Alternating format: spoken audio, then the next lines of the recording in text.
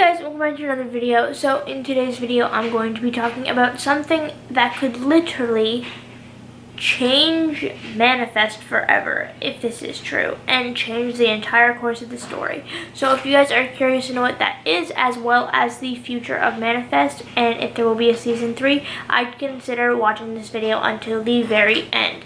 But now let's get into it. So I was randomly searching online for Manifest theories last night because, I do that. And I came across 10 of the most fascinating Manifest theories that are out there online. And one of them really caught my eye, so I started reading it. And it said that the characters have misinterpreted the death date.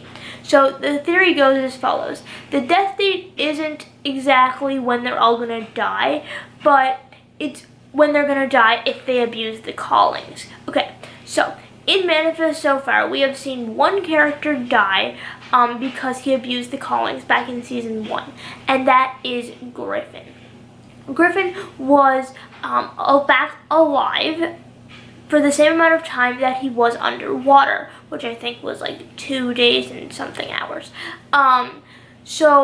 And with the death date, we know that they're going to die on June 2nd, 2024, which is 5 years after the plane came back.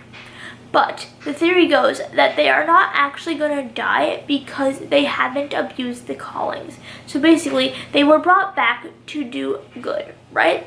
And the callings help them do good. It helps them save people. It helps them, help sick people, help people that are in trouble, stuff like that. And so far in the show, we have not seen anyone abuse the callings except for Griffin. What happened? He died. And personally, I think it's just coincidence that he died the same amount of time that he was alive again for. He died then the exact same time 2 days later.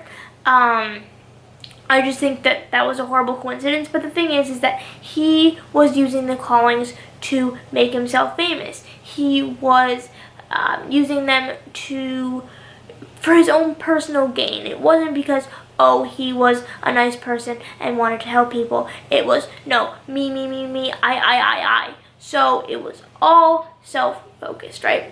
Ben and Grace and TJ and Cal and Mick and all of them on Flight 828, so far that we know of, have not abused the callings except for Zombie. Because in the last few episodes, we have learned that whoever tries to ignore the callings or abuse them are going to go mad, and that's what happens. That's what is happening to Zombie, because she started testing cures on herself. But the whole point of them being back and having the callings is to save people. That's why Ben and Grace, because of the baby, and Cal and Mick, they have all come to accept the callings, right?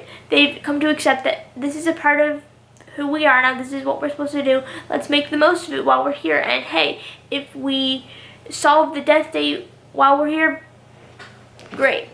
Personally, I think that this theory checks out a lot, because I think they don't understand it. They're using them for good, right? I think the death date will only take effect if you're using them selfishly, or abusing them, or trying to ignore them like Zombie and trying to live without them. The callings, for whatever reasons that they're happening, they're a part of them now. I don't know why they're happening, and maybe we'll find that out later in season 2. I'm not sure. But I do think that, Ben and Grace and TJ and Cal and Mick and all that, they've come to accept it. And that's where that's why I think Zombie's going to die at the end of season 2, is because she has not accepted it. She's trying to get rid of it, and therefore she's going mad. Griffin completely abused it for a selfish reason, therefore he died. Ben and all of them are using it for good, which all things work together for good. That's like a statement in the show. So I think that if they continue to use them for good and for helping people, maybe the death date won't affect them. Now, I'm not sure if that's the case. I thought this theory was really interesting, because I was like, oh yeah, Griffin, he wasn't doing anything good. He died. He was the first one to die. What's the difference between him, Ben, and all the rest of them? Yes, he has a different death date, but he's using the callings for a completely selfish reason, so maybe that has some connection. Now, here you screaming at me, Hannah, but what about Zeke? His death date's approaching too. Is it though? I personally believe that Zeke is not in any danger whatsoever. I think that he is going to be completely fine. Yes, I hear you screaming at me, but Hannah, he's freezing to death. But Hannah, but nothing. Okay? With Zeke, I think it's different. I think that, I think personally what's going to happen, this is my own personal theory, is that Zombie's going to cure him, but in return, she's going to be drove mad because she's trying to cure it.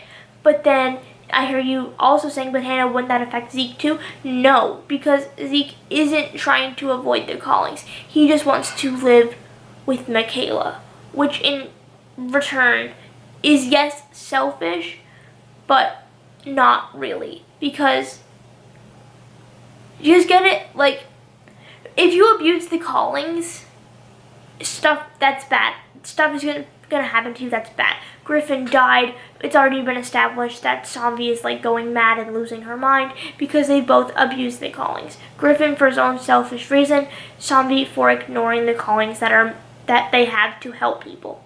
So that's what I think about Manifest, and how, if I'm right, or if this theory is right, I think it could change everything we know about Manifest. For those of you that are asking if there's going to be a season 3 or not, it has not been confirmed, but the creator of Manifest, Jeff Rake, has stated in several posts that he has plans for a 6-season run of the show. The only way that would not happen is if NBC scraps the show and is like, nope, this is actual trash, we're done. So as of right now, I think we're going to get a season 3. I'm like 100% confident because it's the second biggest show on NBC, right behind This Is Us, and it's very, very, very widely watched. It's popular everywhere. So, what do you guys think of the theory? Do you think that maybe some part of that theory could be right, but then also what's going to happen to Zeke, because he's trying to get rid of it, but he's not the one trying to get rid of it, Zombie is, so do you think something's going to happen to her? Personally, I think that's the case. We've already learned that she's like losing her mind. Let me know what you guys think down in the comment section down below. If you enjoyed the video, make sure to give it a like and stuff like that.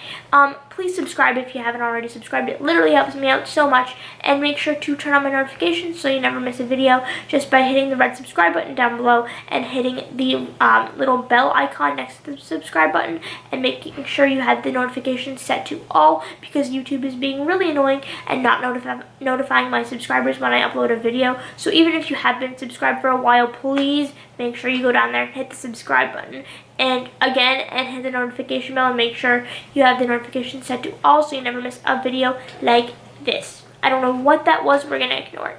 Anyway, I will see you guys later. Good